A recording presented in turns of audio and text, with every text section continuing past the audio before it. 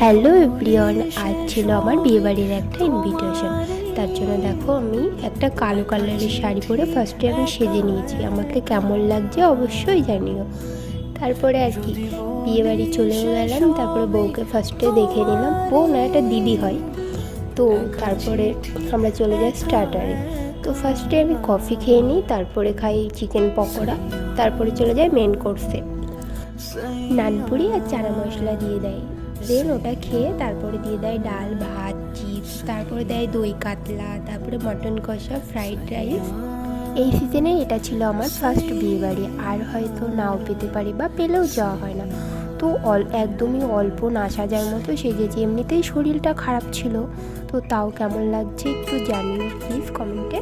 তো তারপরে লাস্টে চাটনি পাঁপড় খেয়ে আজকে খাওয়াটা কমপ্লিট করলাম। তারপরে লাস্টে আইসক্রিম খেতে খেতে বাড়ি চলে যায়। তো আজকের ব্লগটা এই পর্যন্তই, টাটা।